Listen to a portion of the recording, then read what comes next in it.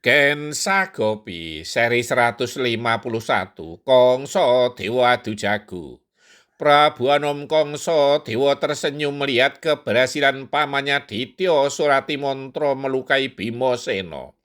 Walau hanya luka-luka gigitan, namun jika berkali-kali tentu akan melemahkan lawannya itu. Meskipun demikian, ia juga heran. Bimoseno masih bisa bertahan terhadap beberapa gigitan pamannya itu. Ia tahu jika gigitan itu orang lain yang mengalaminya, tentu sudah tewas sekali gigit saja. Karena di samping luka robek juga akan merasakan panas menyengat. Di tengah penonton Raden Harjuno gelisah. Ia khawatir kakaknya itu akan bisa mengatasi kesulitan. Ingin rasanya ia melepaskan anak panah dari tempatnya. Ia yakin panah saktinya sekali luncur pasti akan bisa memotong leher Dityo Suratimontro. Namun jika itu ia lakukan pasti akan menjadi tertawaan jagat raya. Bagaimana Kakang Semar?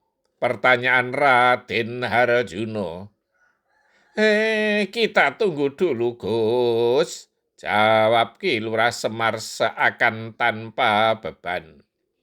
Di bagian lain Raden Kokrosono berkali-kali tangannya mengepal karena gatal. Ingin rasanya ia melemparkan Nenggolo atau Alugoro dari tempatnya. Jika demikian ia pun yakin pusakanya itu akan mampu menembus dada Dityo Suratimontro. Namun Raden Noroyono selalu mencegahnya. Di atas panggungan Raden Haryo Praburukmo gelisah. Ia menyesalkan mengapa Raden Ugroseno begitu yakin bahwa Bimoseno akan mampu mengalahkan Dityo Suratimontro. Namun kenyataannya sampai saat ini Bimoseno belum bisa melukai lawannya. Sedangkan Dityo Suratimontro sudah berhasil merobek kulit Bimoseno di beberapa tempat. Yang mulai tersenyum adalah para petaruh yang pasang Dityo Suratimontro sebagai pemenang. Uang sudah terbayang akan tergenggam di tangan. Dityo Suratimontro kini malang kadak berdiri bertolak pinggang.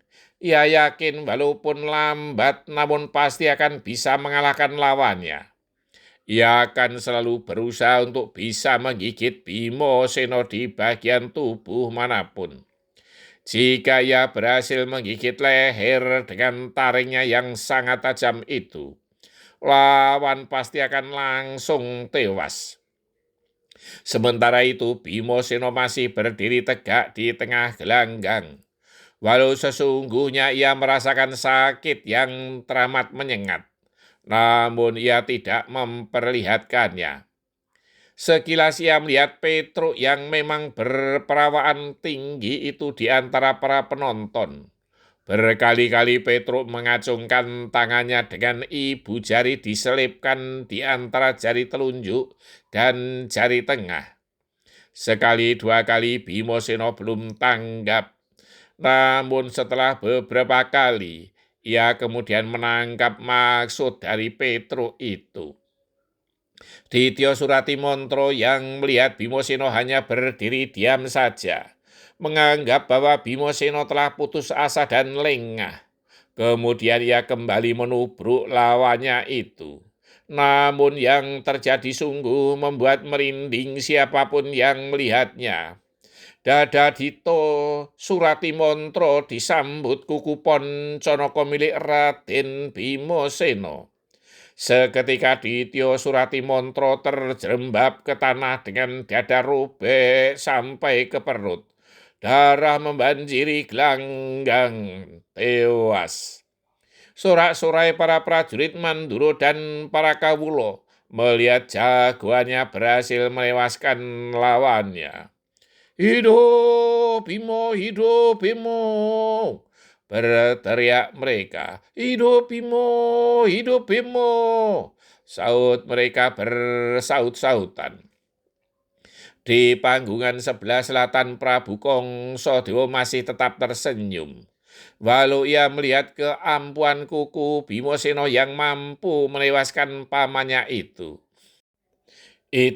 belum merupakan akhir dari pertarungan. Dalam pada itu tubuh Ditya Suratimontro telah digotong dan dibawa ke bawah panggungan tempat Prabu Anom Kongsodewa duduk. Ketika Raden Ugrasena akan mengumumkan bahwa Raden Bimoseno sebagai pemenang, tiba-tiba semua penonton dikejutkan oleh bayangan tinggi besar yang meloncat ke tengah arena. Bersambung. Jangan berpuas dan bersukaria jika tugas belum tuntas dan belum rampung semuanya.